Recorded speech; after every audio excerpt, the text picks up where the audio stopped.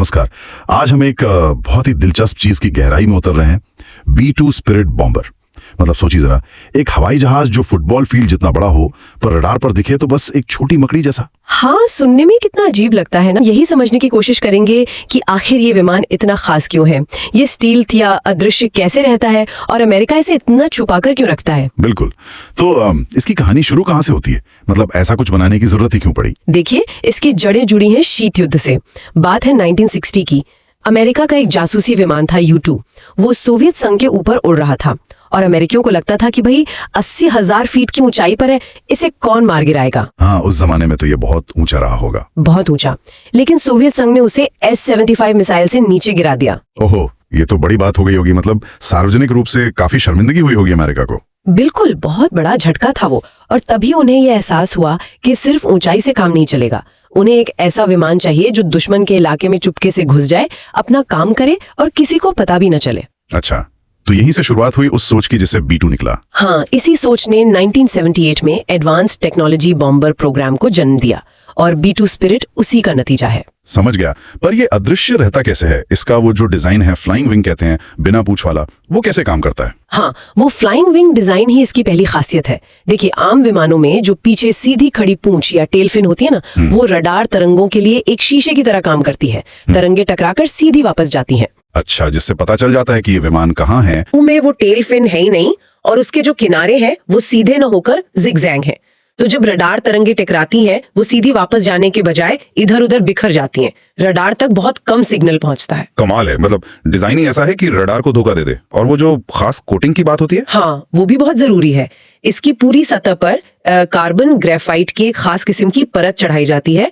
ये परत रेडियो तरंगों को, मतलब रडार सिग्नल्स को सोख लेती है। जैसे कोई काला कपड़ा रोशनी को सोख लेता है, वैसे ही। वाह, तो मतलब डिजाइन बिखेरता है और कोटिंग सोख लेती है। Double protection. बिल्कुल। लेकिन बात यहीं खत्म नहीं होती। आजकल वो हीट सीकिंग मिसाइलें भी तो होती हैं जो इंजन की गर्मी का पीछा करती हैं। हाँ, सही कहा। उसका क्या इंतजाम है? उसका भी तोड़ निकाला है। B-2 के इंजन जो हैं वो विंग के अंदर काफी गहरे में लगे होते हैं, ऊपर की तरफ।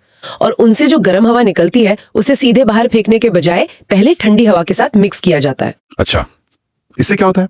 इससे विमान का जो हीट सिग्नेचर है, यानी उसकी गर्मी का निशान, वो बहुत कम हो जाता है। इंफ्रारेड सेंसर वाली मिसाइलों के लिए उसे ढूंढना बहुत मुश्किल हो जाता है। ये तो वाकई जबरदस्त इंजीनियरिंग है। मतलब हर तरफ से बचने का उपाय। लेकिन शायद कुछ इलेक्ट्रॉनिक चालें भी होती हैं। हाँ, उसे कहते हैं इलेक्ट्रॉनिक काउंटर मेजर सिस्टम या ECM। ये और भी ज्यादा चालाक चीज है। मान लीजिए दुश्मन का रडार इसे किसी तरह पकड़ भी ले, तो ये सिस्टम उस रडार सिग्नल को पकड़कर उसमें गड़बड़ी कर सकता है। गड़बड़ी? कैसी गड़बड़ी? ये रडार को विमान की गलत लोकेशन दिखा सकता है या फिर ऐसा भ्रम पैदा कर सकता है कि आसमान में एक नहीं कई विमान है। सोचिए, दुश्मन कंफ्यूज हो जाएगा कि असली निशाना कौन सा है। अरे वाह, ये तो सिर्फ छिपना नहीं हुआ, ये तो दुश्मन को बेवकूफ बनाना हुआ। बिल्कुल, सक्रिय रूप से गुमराह करना। ठीक है, ये अदृश्य है, चालाक है, पर अब बात करते हैं इसकी ताकत की। कितनी दूर तक जा सकता है ये, क्या क्या ले जा सकता है। इसकी रेंज भी कमाल की है। एक बार में बिना रिफ्यूलिंग के ये करीब 11,000 किलोमीटर तक उड़ सकता है और जरूरत पड़े तो हवा में ही फ्यूल भर सकते हैं। आमतौर पर ये 50,000 फीट की ऊंचाई पर ऑपरेट करता है। 11,000 किलोमीटर?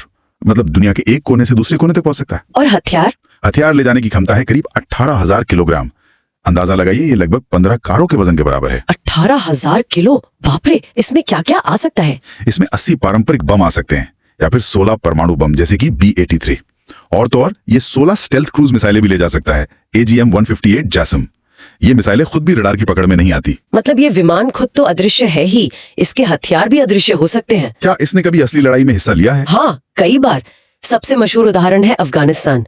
अमेरिका ने अपने बेस से, जो करीब 9,500 किलोमीटर दूर था, B-2 से हमला करवाया। विमान गया, हमला किया और बिना किसी को पता चले वापस आ गया। इस पूरे मिशन में करीब 45 घंटे लगे थे। 2003 में और लीबिया में 2011 में भी इसने अहम भूमिका निभाई। हर बार इसकी स्टेल्थ क्षमता ने इसे दुश्मन के एयर डिफेंस से बचाए रखा। जाहिर है ऐसी तकनीक बहुत महंगी भी होगी। बहुत ज्यादा। एक अकेले B-2 स्पिरिट की कीमत है करीब $2 बिलियन। $2 बिलियन? मतलब दुनिया का सबसे महंगा विमान हुआ ये तो। बिल्कुल। और इसे उड़ाने का खर्चा भी सोचिए। हर घंटे हवा में रहने का सिर्फ फ्यूल का खर्चा ही करीब $5.5 लाख है। $5.5 लाख प्रति घंटा? और इसका रखरखाव वो भी मुश्किल होता होगा। बेहद मुश्किल और महंगा। हर उड़ान के बाद इसकी वो जो खास कोटिंग है, उसकी बहुत बारीकी से जांच होती है, सफाई होती है। एक छोटी सी खरोंच भी रडार पर इसकी दृष्टता बढ़ा सकती है। अच्छा, शायद इसीलिए ये इतने कम बनाए गए हैं। सही बात। कुल मिलाकर सिर्फ 21 ही बने हैं और वो सारे के सारे अमेरिका के पास है। अमेरिका ये तकनीक किसी के साथ शेयर नहीं करता। ये उनके लिए एक तरह से वैश्विक सैन्य दबदबा बनाए रखने का एक बड़ा हथियार है। तो कुल मिलाकर देखें तो B2 स्पिरिट अपनी स्टील्थ तकनीक, बहुत लंबी दूरी तक जाने की क्षमता और भारी हथियार ले जाने की काबिलियत का एक अनोखा मेल है तो बहुत महंगा और जटिल, पर है आधुनिक युद्ध तकनीक का एक शिखर। बिल्कुल। और ये सोचने वाली बात है, जब किसी एक देश के पास ऐसी ताकतवर और गुप्त तकनीक हो जिसका फिलहाल कोई सीधा तोड़ ना हो, तो इसका दुनिया की शक्ति संतुलन पर और भविष्य में जंग लड़ने के तरीकों पर क्या असर पड़ता है, ये एक अहम सवाल है।